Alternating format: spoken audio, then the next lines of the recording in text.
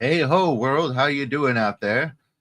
Thank you for joining us for yet another magnificent Terran Tuesday, where us authors gather here together to discuss the randomness of pop culture and literature. Is literature still pop culture? Or is it just culture now, Black Knight? Uh, I I think that yes, have you have Yeah. mm, I mean, that's the question. I think it is. I'm going to say yes because there's yes. too many pop culture, or I should say, things that fall underneath the umbrella of pop culture that originate from the literature.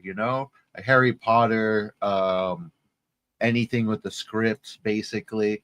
Moral Officer Grand, thank you for joining us. It's always good to have the military join us.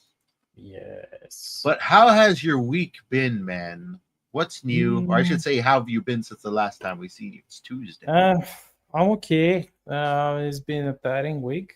Um, I was continuously writing and editing, as you know, working um, on the new book, the eighth book of the series, the main Star Shatter series. And Woo! I am, of course, doing some reformatting on the sixth book because it needed it. Um, and also the usual uh, stuff for Substack, uh, the haiku, the tanka poems, and of course the serialized Vote Your Adventure stories for Friday, for Sci Friday, which is Yeah. the last uh, part, like the last novella of the Province of Terran series number 3. That's the last one. Righteous.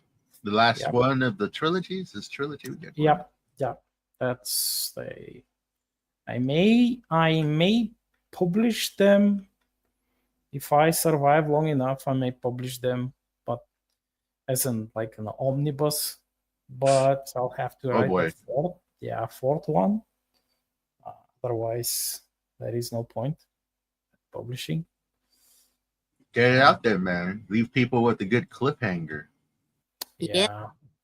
But how have you been, R.H. Snow? I'm okay. This has been a crazy week. Y'all already know that. Y'all probably talked about it. It's just been wild, everything, everywhere, assassinations and stabbings and everything like that.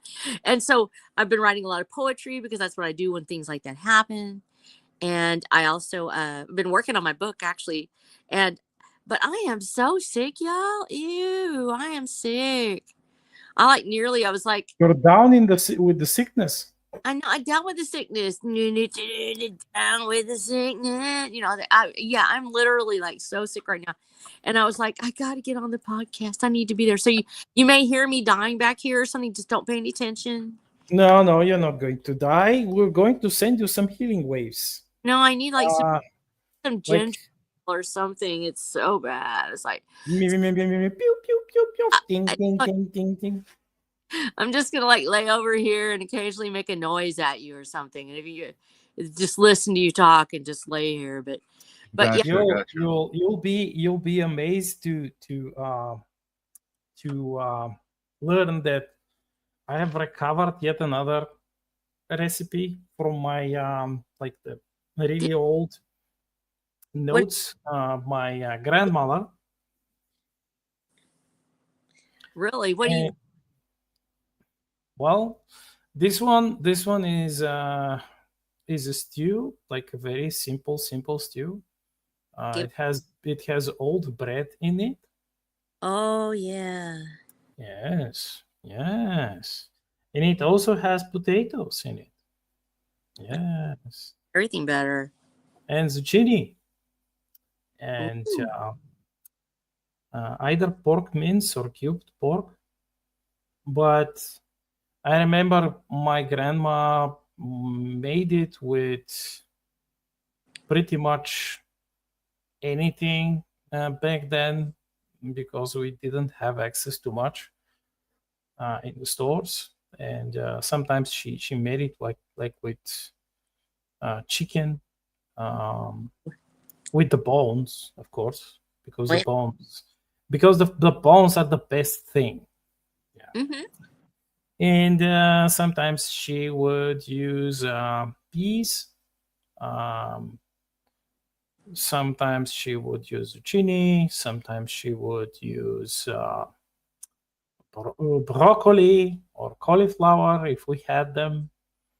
So pretty much this is like a basic bread stew with whatever um, veggies that you have and whatever meat that you have on hand. Yeah. Some survival stew. Yeah. Uh-huh.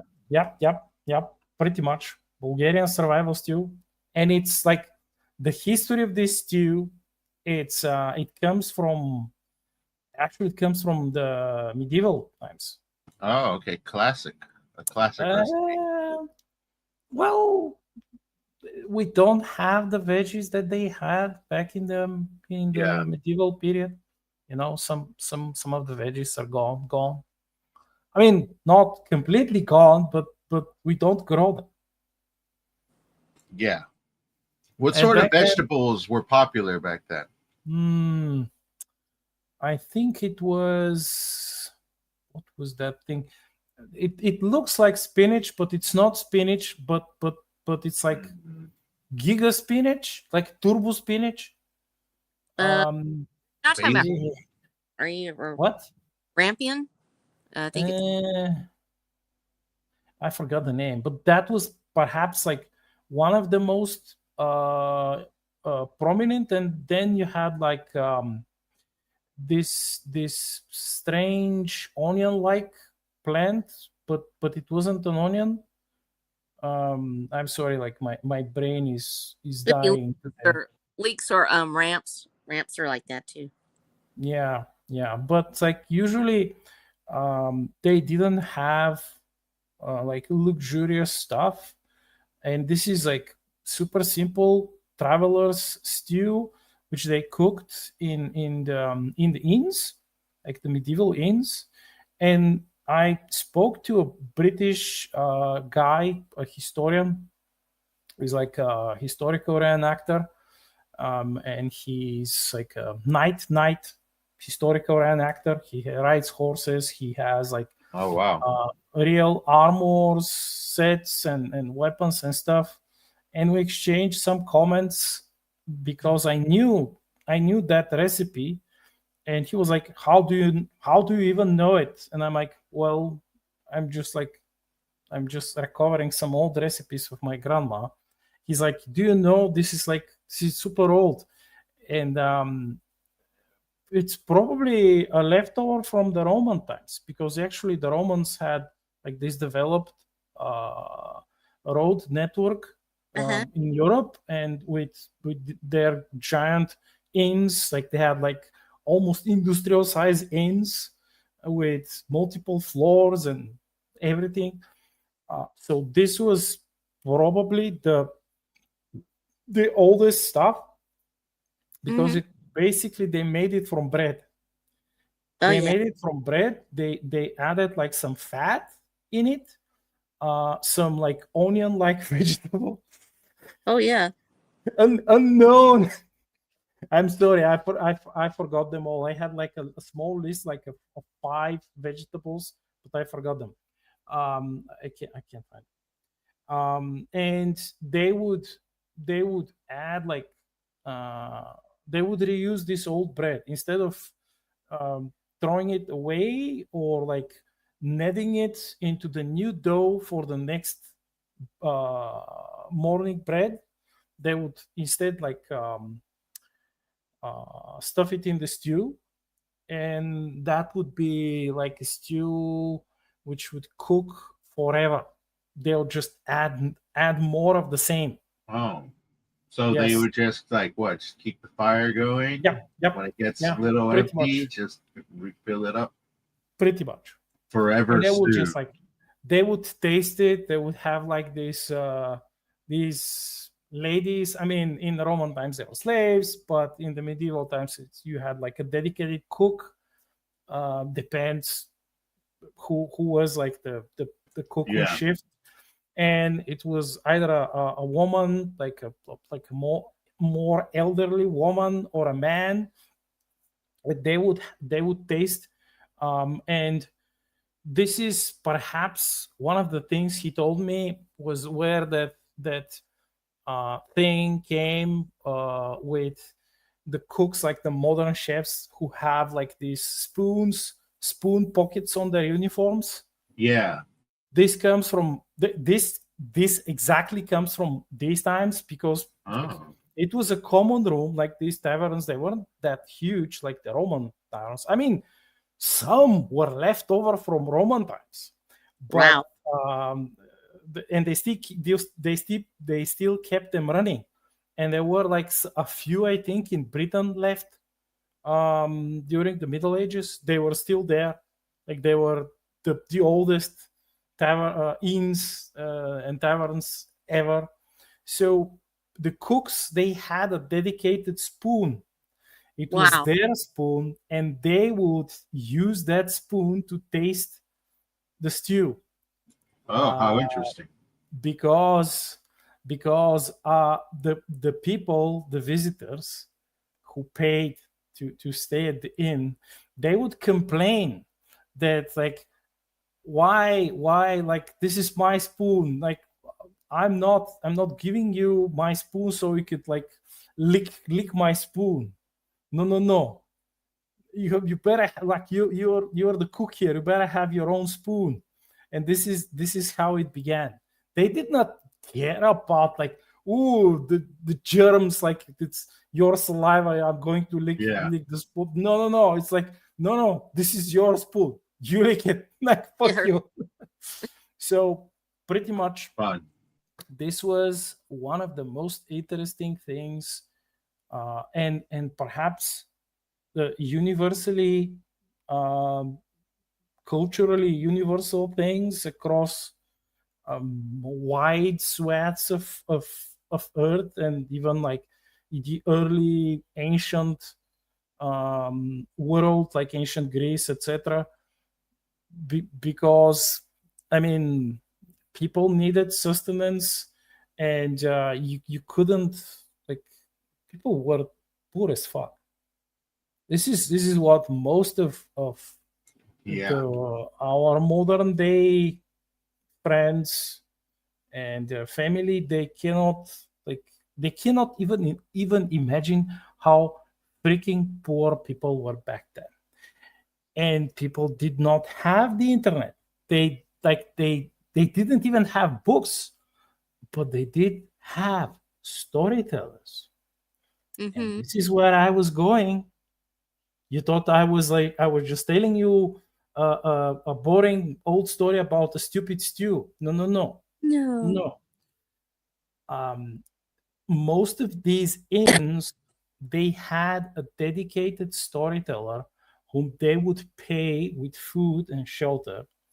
And in many cases, these were like very old men or women who had no family. They were alone, but they knew shit, and they could spin the yarn.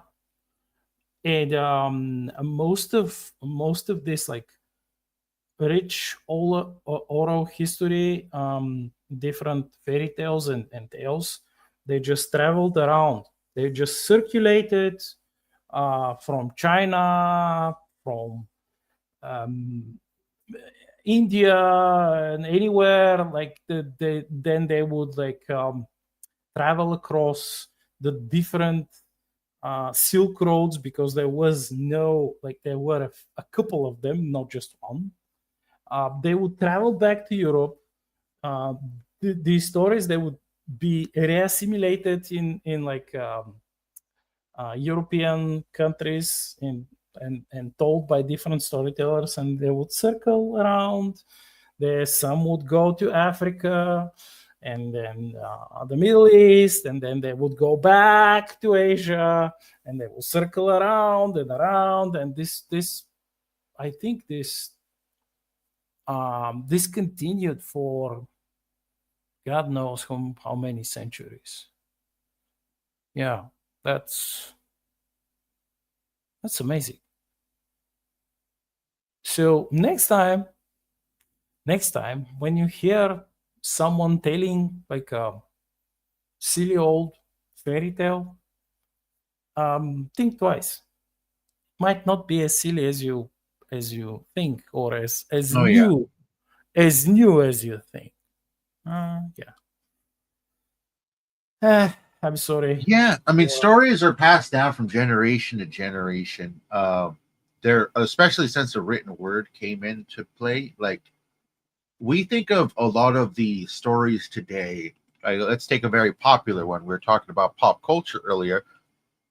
Alien, the Alien franchise, very popular, very large. They're making a TV show right now, or they're producing it on television.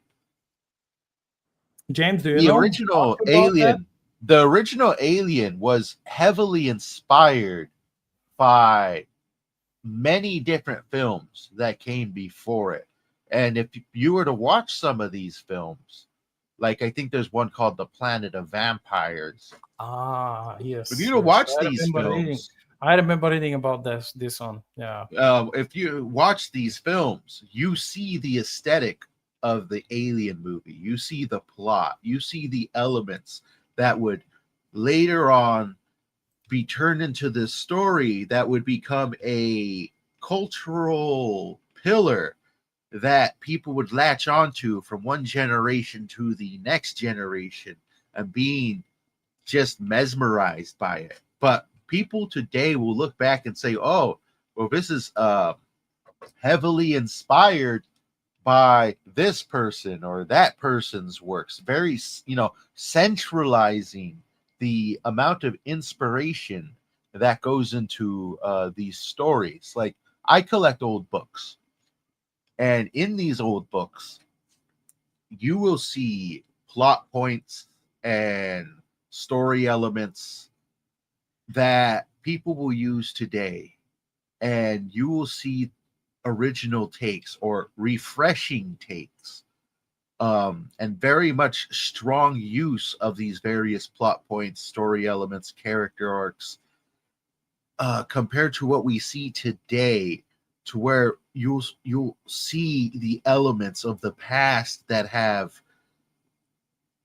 kind of kept the spirit of art alive and were just passed down like an idea that's an heirloom from one generation to the next to be used and incorporated in the science of art when people are putting together these new ideas. Like this brand new Alien show, haven't seen it, not really interested, but people say it's heavily inspired, or it takes a lot of elements from Peter Pan, which I think is kind of weird. But hey, it seems to be doing well, showing that there is a merger of not only generation, but also of genre, and how every piece of entertainment or information we take in as creators can easily influence us. Who knows when in the future? Yeah. Do you know anything else like about that new Alien show? Any of you? I haven't seen it yet. I've seen the old ones, but I have not seen this new one yet. Which one is your favorite of the old ones? Yeah, first, because I think that it was fresh and Yes. original at the time, and I saw it in the movie theater, of course. So I was like, it was pretty creepy and freaky, and Yeah. it was the big The screen. first one, I agree. Like the first one is more on the take of pressure take on the classic um horror, like the locked in a house horror, you know, where you have this monster and you cannot escape the house because the monster is constantly stalking you. Yeah, But it's not a house, it's a ship. It just makes like this, the accent on being locked, even much like stronger, because it's the ship is flying in spaces. Is much more dangerous than just like jumping from the window from your house where some kind of monster is stalking you. If you do it in space, it's not gonna end well. Yeah, but I must admit, as far as the Alien movies go, that I almost as equally like the second one. I think they're pretty close to equal, just because of the presentation, the story. The story flows from one to the next flawlessly. They did a fantastic job with that. Just for me, just the first one has more originality. But Yeah. I love the second one as well. I thought it was great. The second one, they played upon the throwing this almost professional military, but I would not call them professional military. I would call them corporate mercenaries, Marines, even though they were actually professional mercenaries. But this is not.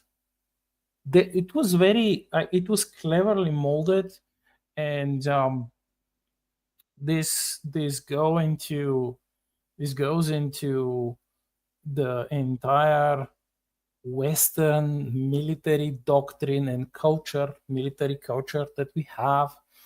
That you have. We have a different military culture, but of that, yes, we're going to use this almost like a specialized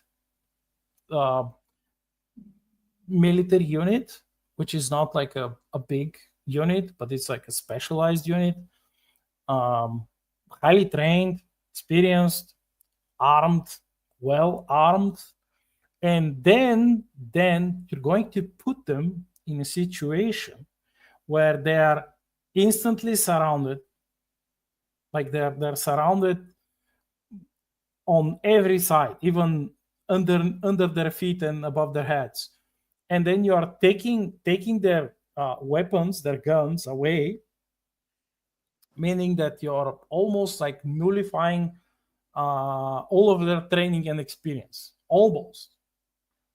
And this was one of the things that I liked about that movie the most. But the first one, there you have the enhancement of this ancient storytelling concept, this idea, which many throughout the generations, you have many stories about it, where you go to, let's say, the ruined temple, and you fall through the cracks, and you find yourself into like a dungeon, and you cannot easily climb away or escape. And then there is a monster, there is like, let's say, a minotaur or a werewolf or whatever it is, or like the more modern iterations of the haunted mansion, where you for one or another reason you go to that mansion and you are assailed by a ghost or some other creepy monstrosity which you cannot just like overcome. And this plays on all of these different cultural let's say exchanges between the East and the West, which happened and they keep happening in our days too, with all the manga and anime and Asian cinema, like the Korean cinema, the Japanese cinema, even the Indian cinema, which I would argue that it's more fantastical and magical than anything you've ever seen. Have you ever seen any of the newer movies after the 2000s? coming from Bollywood. Yeah. Actually, I have I will go affinity ahead. sort of I have an affinity for the color and brightness of Bollywood and love things like that. I like old Mexican cinema too. Um, any Oh, older movies that are, especially when Technicolor first came out, there is such a brightness to it because there's a joy in it of making these colors extra bright, of making everything so sparkling. And Bollywood and Mexican cinema both sort of share that vivacious embrace of the art. So yeah, for me, I actually really like older Bollywood. I haven't seen as much of the newer stuff, but I do like a lot of it, just because I have an affinity for that. I think it's neat. yeah, yeah.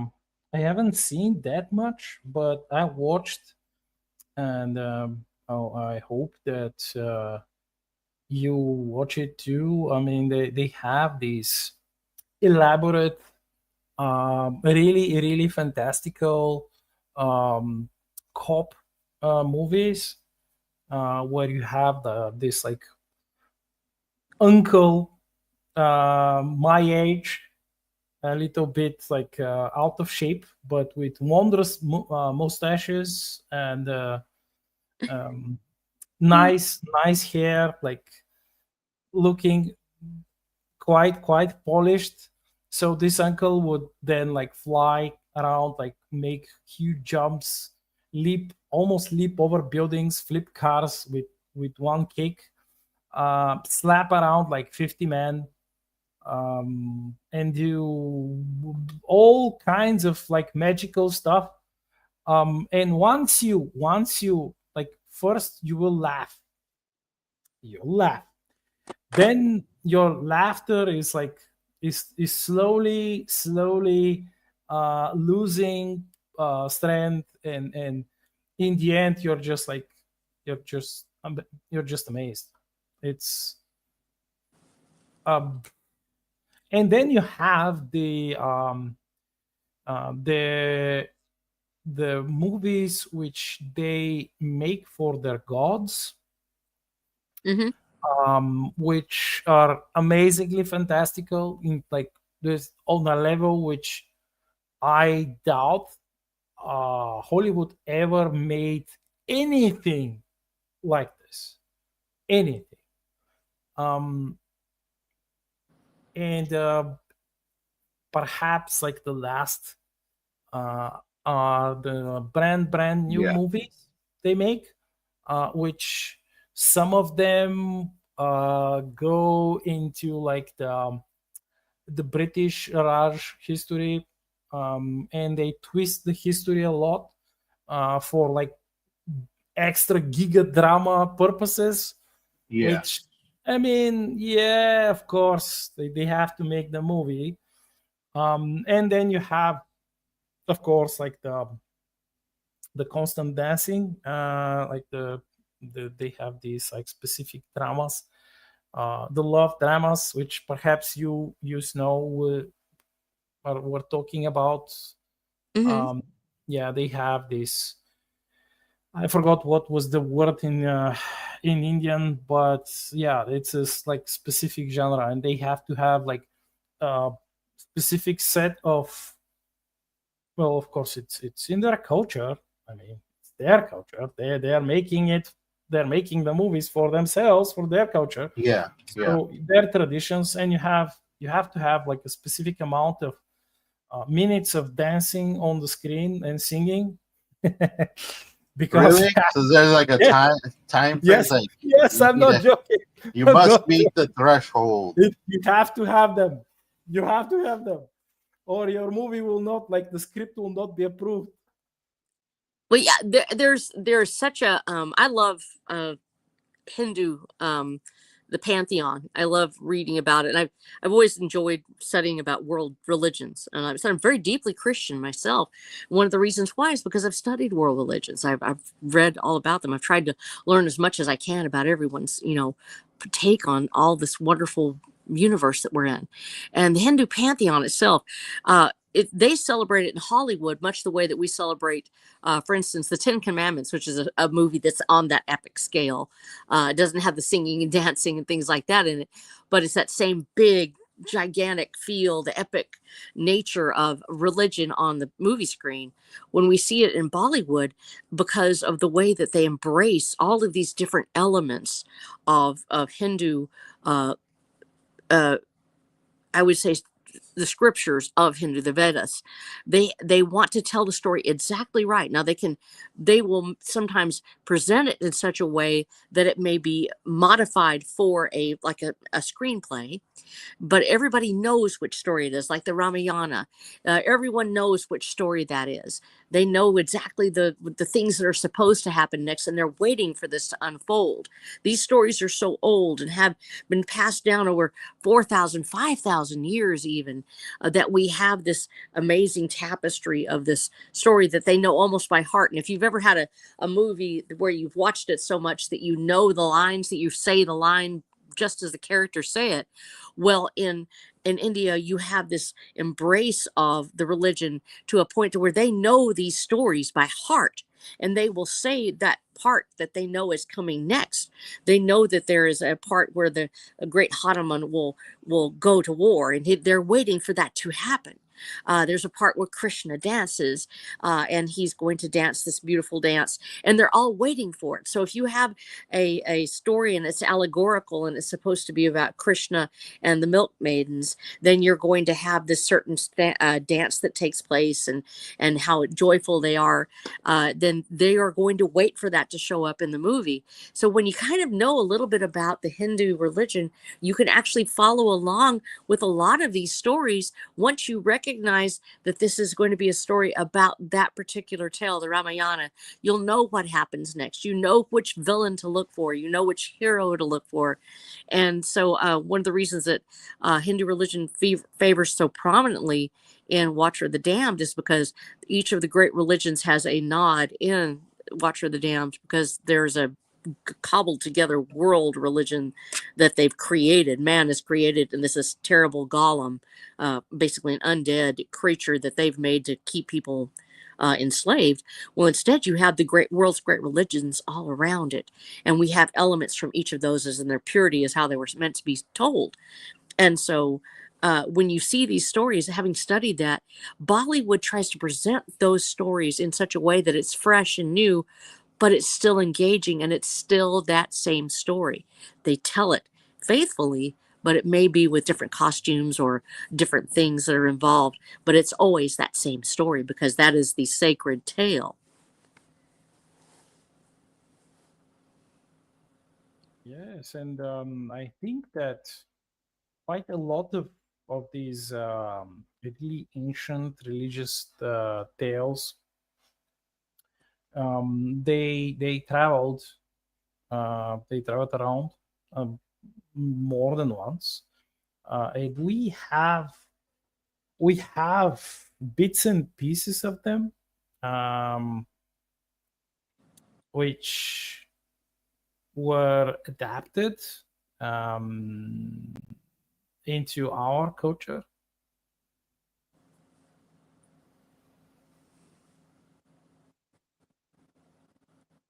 That's definitely that's an interesting one, because you're not wrong. We often actually see a lot of elements from the various religions around the world end up in pop culture in one way or another, usually morphed. I was just playing a game the other day, and this is kind of when it struck me. They said, "Oh, you're going to be facing a cult," and then the cult was clearly, by aesthetic as well as vocabulary, basically just reskin Catholics, which is kind of like, it hit me. It's like, oh, this isn't new. I've seen this before. I've ran into this movie cult before. And that's where kind of like the borrowing of these ancient stories, many of them being religious stories, like you were saying, Snow. When you watch any of a religious story in a cinematic form, there are beats that you're expected to hit. There is a story you're expected to follow. And by subverting anything goes against the very spirit of the story unfolding before you. And I think this is a huge aspect of our modern day media that it's almost like we live in this very, what's the word I'm looking for? We live in this very pop culture centric world, and pop culture itself borrows heavily from these from these religious takes. Like look at most science fiction films. Any sort of science fiction film that tries to take like this really deep and interesting breakdown, like I shouldn't say any, but there's this huge chunk, upwards to above 50%, I'd probably say close to 80, that just end up sort of exploring the idea of religion, creation, God. And all of those seeds are indeed planted by the ancient stories that were so important to the peoples of the world that they continuously shape the world today, even in our various forms of media. Oh, well, a fantastic representation of that is Star Trek, the original series. Star Trek, the original series brings back those old religious concepts and explores them actually sometimes directly, as in the case of Greek gods coming back to life or living in an alternate dimension. Q, in the Next Generation, certainly is a testament to that. The idea that a capricious god, a low-key character, would do something like that, and it borrows heavily from Norse mythology and the trickster god, also with Coyote in Native American culture. And so we have that. Star Trek, I think, actually did a really great job of taking those old tales and retelling them in a short format, where you would actually go in and explore certain aspects of it. But one series that a lot of people haven't talked about as being actually a fantastic series on the ancient religions was Samurai Jack, where they actually had where they had Norse gods, Buddha, and I believe Indra, I think, was in it, or Shiva. I forgot which one. Was it Indra or Shiva? Indra. It was Indra. Thank you. Yeah. So Indra being in it, and they figure prominently as well. And there are, of course, Christian themes as well in it. And so, but in this case, the gods themselves actually in a particular episode. And Osiris, I think Osiris was there too. Shows up creating the sword that he uses. Yeah, and yeah. These tales don't fall by the wayside just because pop culture wants them to. Any artist that wishes to infuse their work with these ancient tales of heroism and virtue and sometimes capriciousness certainly can look to the mythoses of the past or to the great religions of today and see those themes still able to be used in our own work. And I said, Watcher of the Damned is primarily allegorical, and a lot of people don't realize that. Yes, it's a war fantasy. Yes, it's a sci-fi western. Because it's so weird in its genre, I really couldn't place it. So people that read it will usually see those mythoses. Well, Norse mythology actually features prominently in Watcher of the Damned, and a lot of people don't realize it. If you know Norse mythology and you read the first book, you will know exactly which tale we are retelling. If you are familiar with it, and it's not going to be the primary gods, it will actually be a god that a lot of people don't really follow as much. Not Thor, not Odin. It is another one.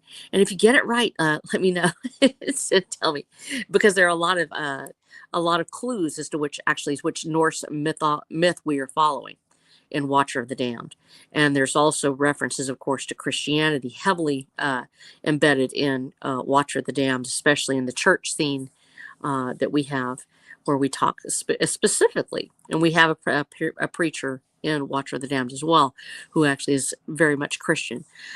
So when we look at these stories and we say, okay, these are ancient stories, how do we incorporate them into our stories with respect? Because not all ancient religions are dead. We don't talk about them as if they're gone. There are ancient religions where nobody practices them anymore. In a serious sense. Let's put it that way. Ancient Sumerian religions, things like that, which a lot of us have explored actually through D&D and other ones through the deities and demigods, the first edition. Um, Certainly there are a lot of older religions where you can delve into those, and it's a lot easier. When you're dealing with living religions, religions that are still being practiced heavily by populations, you always want to say it with respect.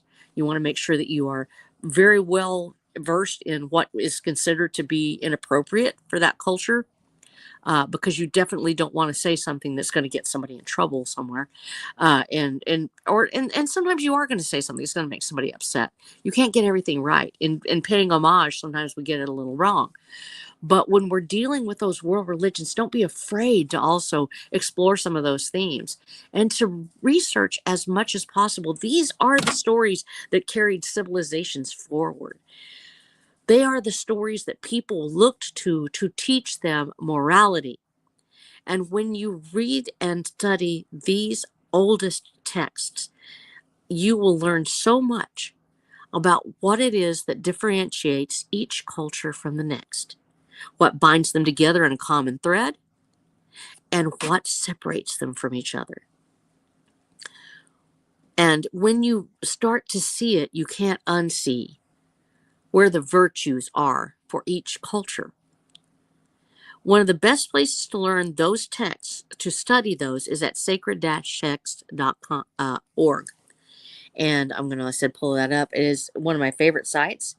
I love to go there and read stuff, because if you are looking for your material for your books, if you want to know more about a particular storyline, instead of reading about it on Wikipedia, which is very fast, it's very easy to do that, but sometimes also very biased, my suggestion is you actually go back and read the ancient text itself.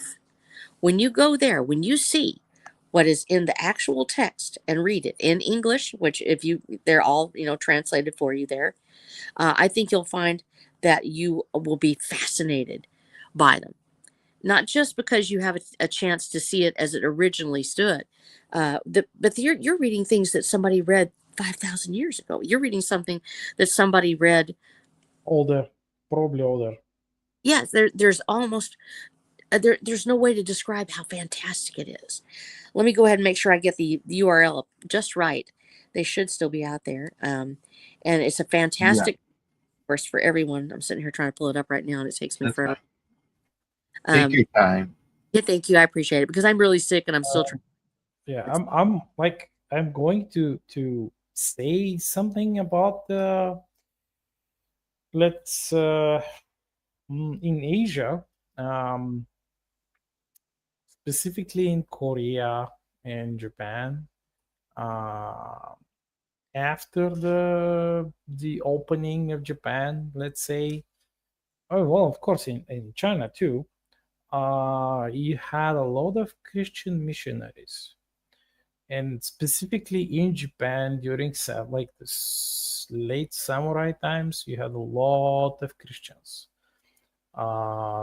converting, and they had uprisings because some of the leaders there thought that no, Christianity is it's a weak religion, it brings weakness to Japan. Some assume that it's very cultish, and this is one of the tropes I've seen in samurai movies, that like almost always the cult there in these like period dramas, it's always a Christian cult. It's like it's a perverted Christian cult, but it's like, oh yes, they're venerating Satan or something else, but it's Christian based. You very rarely in these period dramas, in these stories, you see, let's say, cult which is, for example, a cult of Kali, like the goddess of death, or let's say some of the more obscure Chinese religious practices, which, let's face it, some of them are amazing. amazingly interesting, and quite philosophical and deep. Oh yes. Yeah. So And by the way, that is actually, it is sacredtext.com. I thought it was org, but it's Gotcha. dash. So it is a dash. It's not an underscore. Sacred-text with an s.com. So it's just like you would be spelling it out. All right. You put that in, you'll pop it up with the original. post it in the If chat. you want to send me the link, I could go ahead and bring it up in the preview. Let me see if I can send it to you. Hold on. Just a second. There you go. Yeah, just put it in the private chat there. And as we prepare for that, I actually had something that I wanted to preview as well. Because we were talking about Alien earlier and inspirations. And I think one of the big things that kind of big themes of this conversation, I think, is just how, in a good way, stories are not that original. And like I said earlier, people really look towards Alien as being this thing to borrow from that's, I guess, really original. Here's an image from Alien. And I said earlier, Alien is heavily inspired by a lot of things. This is an image. Anybody who's seen Alien, they know this image. The ship, the alien ship. This is an image from the movie Planet of the Vampires. It looks very much like the same Alien world, because that's kind of where they borrowed it from heavily, to the point I say they stole it in a good way. Because it, like, I forgot which artist said this, but art is theft. Well, a number of them said that. But here is the Alien. Everybody knows the Alien. Everybody knows this design. Everybody's seen it before. Here are the costumes from the movie Planet of the Vampires. Oh, they have nice costumes. They remind me of the costumes in Tron. That too. And they look kind of, the color scheme's a bit like the Alien. It's got a very similar sort of sleek look to it. What can you zoom in and show us the the previous image? They had like the thing on the uniform. Is it a glyph or a rune? The yellow thing? That looks like a symbol of some kind. Can't really move it around too much in the zoom in, but it's right here. I know what you mean. It almost looks like it reminds me of a rune, kind of like of a Norse rune. Kind of. Oh yes, we lost you there for a second. Yeah. Snow, can you hear us? Yeah. Could you look at the rune, or like what is it? I think it's a rune on the woman's, like on the uniform, that yellow thing. What do you think it is? I can't see it. I'm sorry. It's really small. Oh yeah, it's really small, but it looks like maybe it's not a rune. Maybe it's like a lightning bolt. It's kind of like, it's hard to explain. It's almost like a sideways Z with a line through it. Yeah. With a lightning bolt. Planet of the Vampires. It came out before before Aliens. But that part that you're looking at when you're talking about the set design and how much it reflects Aliens. One of the things about Aliens is that color directs the eye. So everything in the color in the Giger, I never get it right, but it's Giger set is very the faces really pop because everything is more or less gray, brown, other colors, and the color is used almost specifically in Aliens. And also, I noticed on that set to direct the eye towards whatever it is that the director's wanting you to look at. So things aren't really bright in the background. You will. This is actually, by the way, this is their commander chevrons. This is like a ranking signet. Look at this. I found I'll show you a link in the private chat. Yeah, and it's like a higher resolution picture, and you can see that this guy, he's probably the captain. He has like 3 lightning bolts.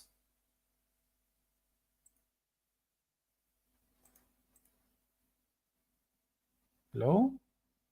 Hello? Oh, yeah, I forgot to unmute myself. I had to bring that one down, take it down, because it's only going to let us show one of these at a time. So let me go ahead reshare screen here.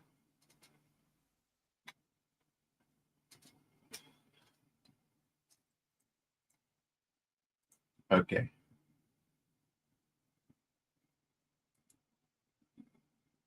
This the one you were looking at? I see the lightning on the side. Yeah. That's the thing. So it wasn't the rune; it was just ranking signal. Yeah, Nice. I figured Yeah. something like that. Yeah, I know. Snow had one she wanted to talk about, so let me go and bring that one up. It's only letting us bring up one at a time, so we can't have like 2 in the background, which is a shame. But here we go. Okay, that you're talking about the website, yes. That's sacred text, and I guess how it fits in is because actually, yes, when we talk about aliens and we talk about these old stories and birth and death and everything else, you're going to find a lot of the things that are in aliens actually are also reflected, I believe, in Egyptian Book of the Dead and as well as the Tibetan Book of the Dead. Making your way through a maze, encountering beasts and monsters and things like this, the endless maze, the inability to escape, and you're searching for the way out, is reflected in these ancient tales that we have, especially. I love the Tibetan Book of the Dead itself. You find these tales where they are walking through this wilderness basically, but as a trap. It is like a dungeon, and you have to negotiate between these things that are going to come at you, the challenges that come towards you.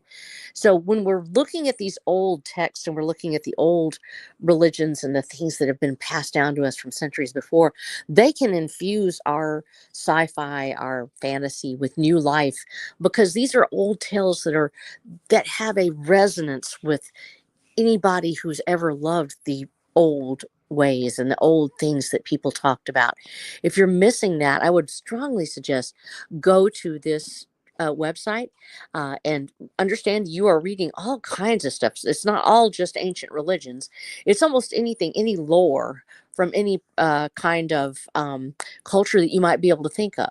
And so you're going to see a lot of things that are out there. It also has witchcraft on there, Freemasonry, which is actually something that people still do today. There are Masons in the world right now, and and certainly not evil. I know some of them myself, actually, because in the South here, we know people, and so you have all sorts of different things. So first of all, this is an over 18 website, simply for the reason because you have.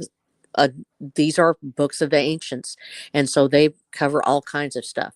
So as you're reading through this, make sure that you want to read that thing, and if you don't like what you see, close it up, because that is the beauty and the peril of the internet. So as we're going towards this seeking of what it was that other people have read throughout the centuries, of what are the tales that other people told, understand that especially with ancient religions, they were first told as oral stories around campfires and through that griot tradition, especially in Africa. And so these are stories. So as you read them, some of them have been translated from the oldest texts that they could find, especially the Vedas of India. And so you are reading something that is eons old sometimes and has been told perhaps centuries before it was ever written down. So when you're seeing these texts, remember you are reading things that are from a different time and a different place. Be prepared to be challenged by it, because not everything is Christianity. Not everything believes that it is wrong to kill innocent life or wrong to exploit something else. And so when you are reading, you may find out that your challenges about what you thought about a particular culture are going to be brought into a questioning period. Not everything's sunshine and roses out there. But it really does open your eyes when you read these other texts and when you immerse yourself in those cultures, because you are going to find storytelling threads that you had didn't know existed. And they're out there, they're waiting. And anytime we have a chance to immerse ourselves in this kind of treasure of the this words of the world, this one little website has so much on it. And it's been one of my little hidden treasures that I've had since probably, I'd say, before, I think it was about 2003 is when this website was started. I don't know if it's been, it hasn't been updated in 2 years now.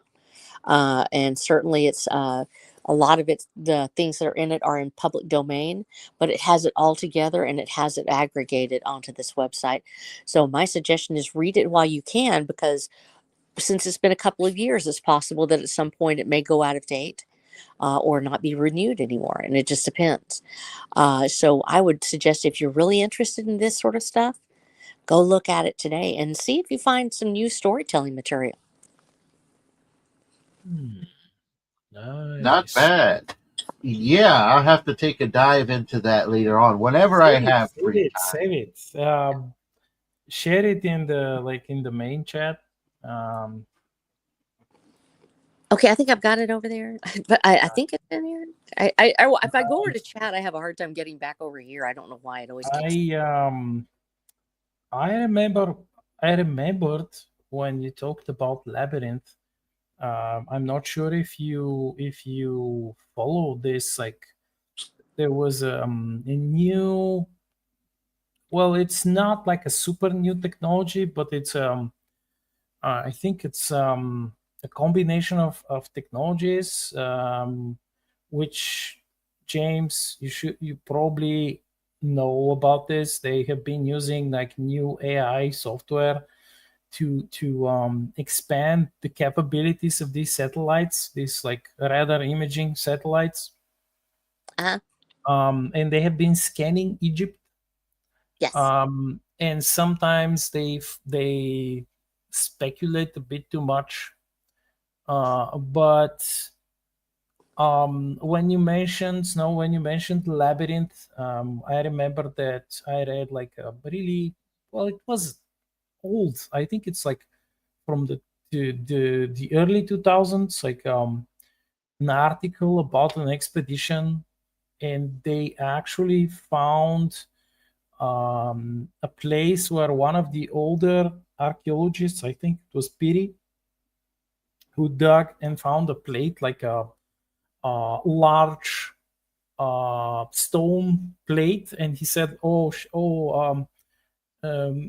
the labyrinth, because there was like an underground labyrinth a few levels deep, which the old historians, like the classic Greek historians and others, they've been writing about it, and they've been telling tales about its splendor, that it had like multiple large rooms with columns and art, and it was so hard to navigate that if you did not have a guide, you would get lost and you would die there.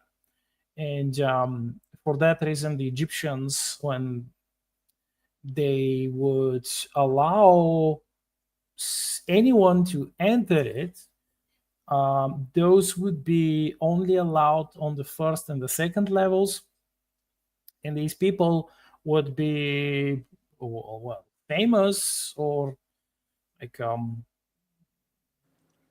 celebrities, so to speak. And of course, they had like special sect of, I think it was a sect of one of the gods.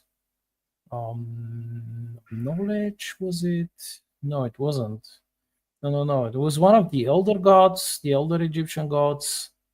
I can't remember, but they actually, this expedition, they did use, I think it was like in 2005 or something, They used ground penetrating radars back then, Mm-hmm. and they found the labyrinth. At least they found part of it.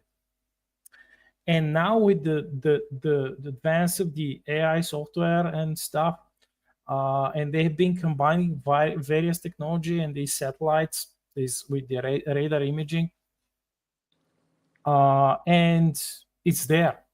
The freaking one of the forgotten wonders of the world, which inspired so many tales, so many. I believe that this ancient wonder inspired the tales of the Minotaur. Oh yeah. Which one is this? Which ancient wonder are we talking about? The labyrinth in Egypt. Okay, yeah. Okay. The last. Wrangler says, because I asked him and more officer Gran about the alien, and he says, no, Eric, based on what we've seen in the movies, they, meaning the aliens, would pretty much get wiped out. The Ooh. versions that we see in the comics, on the other hand, would probably cause them some real problems. Yes, he's talking about. Uh-huh. Yeah. Okay. I was asking a hypothetical question. Give me a moment. I gotta check something. I'll be right back. Ooh. But I think that I follow that like new stuff on YouTube. You have different channels which inform people about it. The problem is that you have these ludicrous projections because the technology is not yet refined enough, and so you have quite insane projections of people who see kilometers deep gigantic columns under the pyramids, Uh-huh. and all kinds of weird stuff. They imagine that it is there, and then the retarded mainstream archaeologists, not all of them, but a big chunk of them, they're like, no, this is not true. This technology is bullshit. It's not actually working, even though they themselves have used different versions of the same types of technology to discover quote unquote stuff. But it's like they're becoming increasingly mad and antagonistic, and they're causing their own field to become irrelevant in the eyes of the public, in the eyes of the general public. Otherwise, you have different scientists who actually go, like, for example, with Troy, like Schliemann. He went for the old tales, exactly what we're talking about right now. He went for the old tales, he analyzed them, and he found Troy. Actually, Troy was the site. There were like different layers of different cities there. So you have this side of archaeology, which is actually analyzing and seeking out the oldest of tales, and not just the religious texts, but the Odyssey, everything. And speaking of this, I'm going to go into the Atlantis territory, because I watched quite intriguing documentary, which they're not talking about fantastic technology. They're not talking about flying ships or crystals and beams and whatnot. No, they just did a different translation from ancient Greek by a Greek scholar it's him who did it, and they actually analyzed what was written about Atlantis, and it was actually in Africa. It was like a large state, very rich, and it was during the warm Sahara, the wet Sahara period, like over 12,000 years ago or something, if I'm not mistaken, when the Sahara was lush, was full of rivers. They had giant lakes or something, and he actually when the translation is detached from the like some of the newer wrongly interpreted translations, they have like changed some words from the ancient Greek, but when he actually this researcher, he actually went, it took him like I think 20 years or something, maybe longer, but he went back to the original and he translated it meticulously and carefully, and I think this is perhaps the most compelling and interesting tale, which is like, it's the beginning of this tale was more than probably 12,000 years ago, and its end is now, and it's being told right now by these researchers who, for better or for worse, they will be hated by the entire quote-unquote scientific community. But well, I came in on the back end of that. Sounds quite epic. I guess I missed something epic there. For real.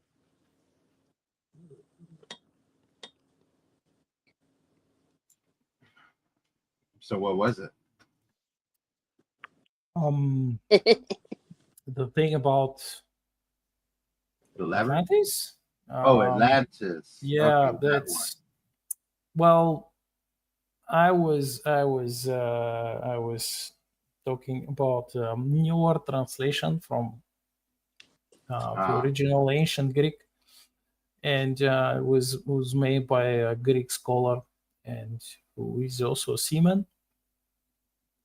And according to that translation, the Pillars of Hercules, they are, I think, in modern day Tunisia, and Atlantis was a state during the wet Sahara period, when the Sahara was full of life. It was in the desert.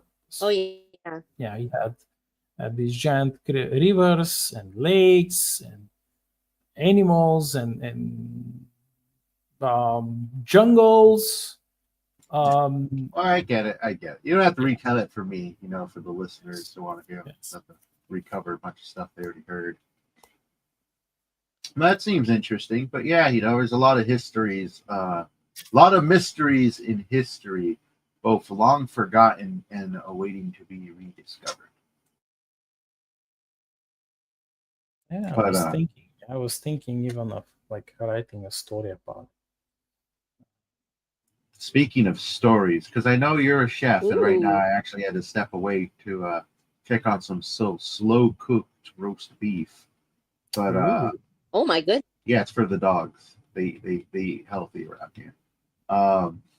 And I've been slowly compiling, I guess what you'd call survival-based recipes for an upcoming short story series I'll be working on.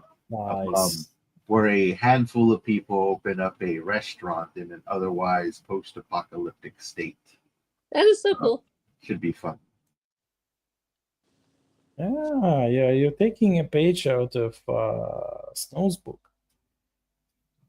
Oh, I'm sure they got plenty of very interesting recipes. Do you go into a lot of culinary stuff in your books there, Snow?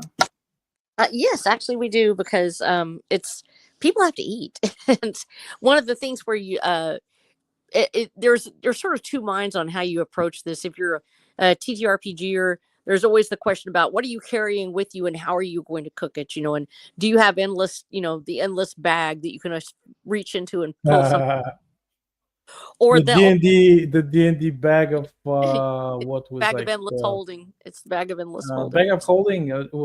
It's actually a pocket dimension. Yeah, Yeah. and you just throw it. I can give you the DM talk about the freaking pocket dimensions. But like to be painfully short, we had like a DM argument with 11 other DMs that all of these fucking tiny pocket dimensions being carried around the entire world, like whatever fantasy world, they would have created so much anomalies, so much shit that they would have destroyed that universe. Wow. Pretty much. Yep. And we argued for 7 months. Wow. That is so crazy. Yep. And when really the answer comes down to this, and it's simple. That's not in the rule book. Oh my gosh. There you go. Sorry, bro. I don't see it in the rule book. I mean, sure, you can say speaking in reality, sure, but we're talking like this is something I always bring up in what I call versus conversations. Every now and then you have someone say Goku versus Superman, yada yada. What it really comes down to is what universe are you playing in? Because that universe has its own rules. That's right. I always bring up this one is a funny comparison. Kevin McAllister in the Home Alone universe can and will always beat the alien from Aliens. Why? Yeah, because he's in a Home Alone universe. The universe will literally self-correct to keep him out of any official danger, and through clumsy mishap and pre-planned shenanigans, the alien will lose. Yeah, the alien will trip down the stairs. Like land on its legs will slid on the oil, and it will like break his fingers or something. Oh my god! Yeah, exactly. I just imagined it. Yeah, I only came up with that because so much people really can get into the weeds with those. But that's what it really comes down to, Because there's an old video game rule. You probably heard some bells there. That's a little small dog with bells on. An old video game rule, which kind of encapsulates this, is a simple quote: "You can't double jump in real life." That's pretty much it. In real life, you can't double jump. You can in Mario, and it's fun in Mario. That's part of the reason why we play Mario. Don't bring too much real life into the game. You don't want to compromise the fun. Yeah. It's as a DM who was asked to create various campaigns based on the player's favorite movie or game, and I actually had to adapt them into the system. I was forced to take liberties because they did not want it. Let's say the Alien franchise played according the magical rules of whatever Faerun, the old school the Wizards of the Coast fantasy universe. No. They wanted to be the actual Alien franchise, like according to the rules of the movies. And but I had to do it, and I did it.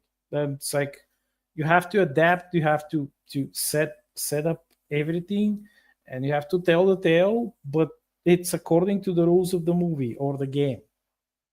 You just have to make sure that like watch everything or play the game and be sure that you're not pulling Yeah, but according to the like player's handbook, your character cannot, let's say, double jump.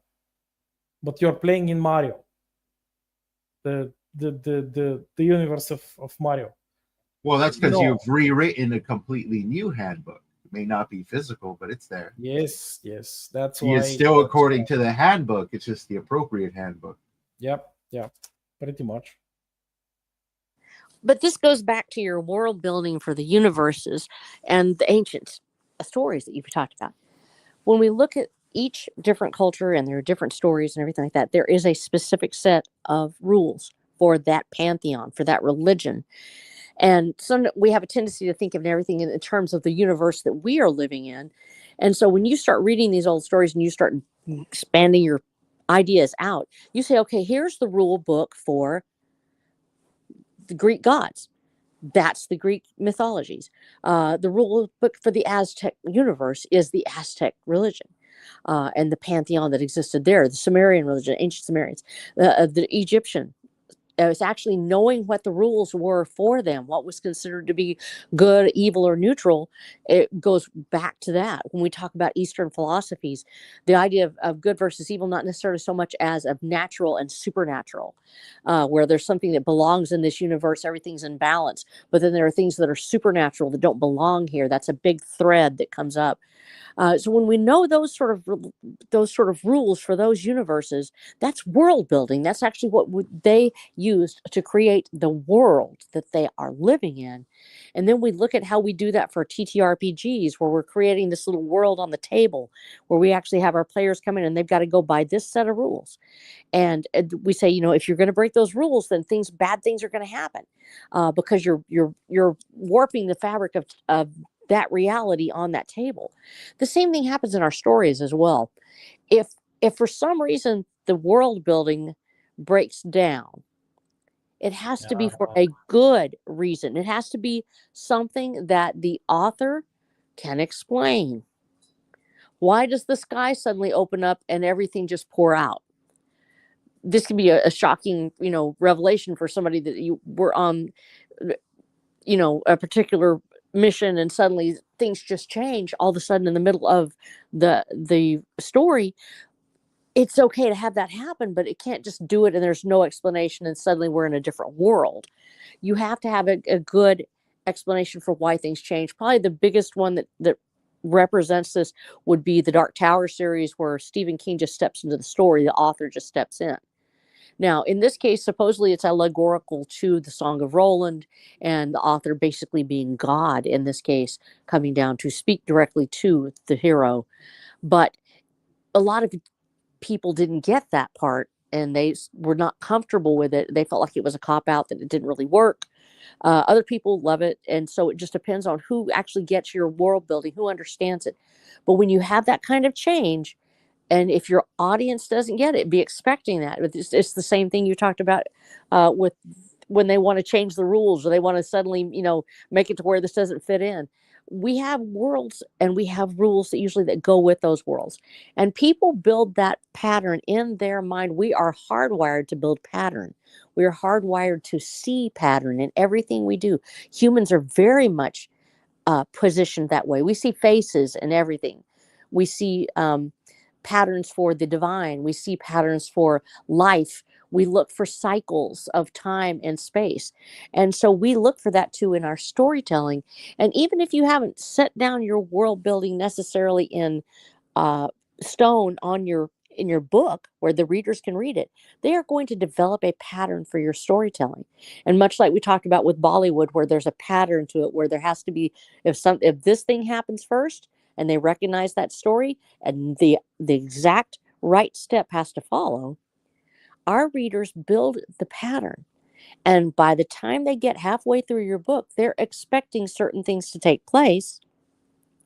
We don't have to be formulaic, but we have to give them a good reason if we don't follow our own world building, because human beings look for that pattern. And when we don't see the pattern, when we see something new open up, if it makes sense or if it is plausible, they will create that new pattern with you. If it doesn't make sense, if it looks broken, they'll stop right there where that last recognizable pattern is. Now, really dedicated readers, when you're making something brand new, it's just so different that they've never seen it before. There are dedicated readers that will read all the way through. Those people are the ones that will explain it to your other readers. They'll put in a review.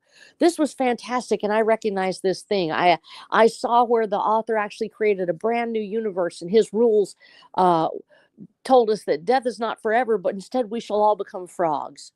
Well, now when that dude writes that review, the other readers go, "Oh, I don't know how I didn't see that." And suddenly you have a dialogue about it. And now people go in and they're expecting that pattern. And the readers that normally wouldn't get it might follow that. But whenever you're doing something brand new and the readers don't necessarily get it, you may lose some readers because they just don't recognize the new pattern you're creating.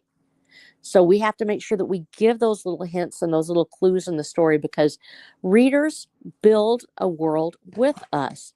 They actually look at what we're writing, they interpret it in the way that we have for centuries without end as human beings. We are looking for the worlds that we recognize. We are looking for those signs and those clues. And when we see it, we start chanting the words that we're expecting next. And the art of great storytelling is not only do we chant along with them, but when a new line is introduced, we don't feel violated. We feel thrilled because we know that something special is coming next. That is indeed the art of magnificent world building and storytelling alike. They blend as one and seem to be one. I think a great medium that encapsulates this is actually film, as it's essentially a combination of multiple different types of mediums brought together: sound, visuals, and writing, all brought together to bring a single picture to life. And But with music. that, and music, absolutely. Mhm. Music, in fact, is very important in a lot of the films. But with that said, we are approaching the half-hour mark. Any final thoughts and where people can find you? Start with you, R.H. Snow. You're on a roll there. I'm on a roll because I'm lying here sick. I don't even know what I'm talking about half the time. rolling.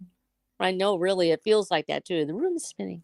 You can find me at watcherthedan.com, where I have my own epic story with the ancient stories of old woven into the fabric of it, for it is allegorical. And like I said, if you love ancient religions and symbolism and the spiritual, you'll see it in there. Go look for it at watcherthedam.com, or also on my Flow page at flow.page/rhsnow, where you can find all of my links and my 9 books that I have. And I'm working on my actually the 10th book is actually Nice. right on Hellbilly Highway. So you'll see it there, and go ahead and visit me. I'd love to see what you think about my own ancient text that I'm writing. Very fun. All right, Black Knight, what are some final thoughts you want to share? Where can people find you?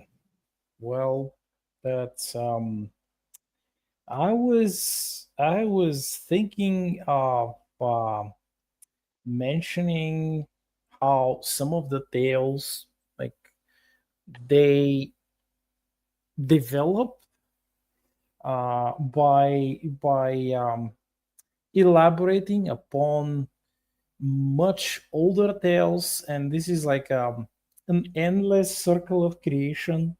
And as you mentioned, that it's like it's a good thing that people are using these ancient tales to storytell new tales, because this is how we preserve this multicultural, um, like multi-layered cultural ancestry of all civilizations on Earth, not just the Western civilization, but the Eastern civilization, etc. So we might be surprised to learn that some of the archetypes and some of the things that we use in our story come from ancient Egypt. Perhaps some of the ancient Egyptians, they were intrigued to learn that many of their ancient tales, which they were retold, came from, let's say, the quote-unquote Atlantean civilization. So yes, this is something we must preserve and keep enriching. As for where you can find me, you can find me mainly on Substack, blackknight.substack.com, where you can read my newest stories, my poems, haiku and tanka, and of course the new series about the starships, the starfighters and bombers of the Terran Minarchy. Nice. And of course the latest chapters of the Province of Terrans, the Vote Your Own Adventure novella, pre-novella. Go read it and vote.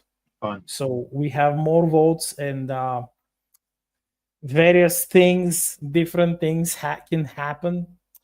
And you can also find my books on Amazon. All the books so far published out of the Star Shutter series and the new fantasy, quote unquote new. It's like, but that's the latest book, Lord of Bones. Nice. Yeah.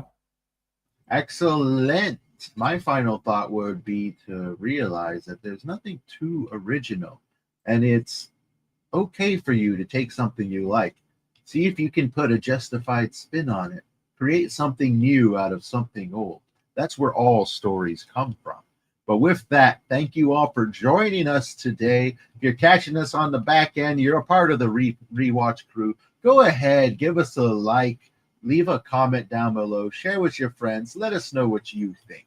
You know what? We'll go ahead and leave with you your favorite. Here's a favorite. We'll start ending it with a question for you guys. What's your favorite movies and why? There you go. Let us know down below. But with that, we are out of here. Goodbye, everybody. Arrivederci. We are gonna go now. Just need to press the button first. I pressed the wrong button there for a second. There's a lot of buttons on the screen.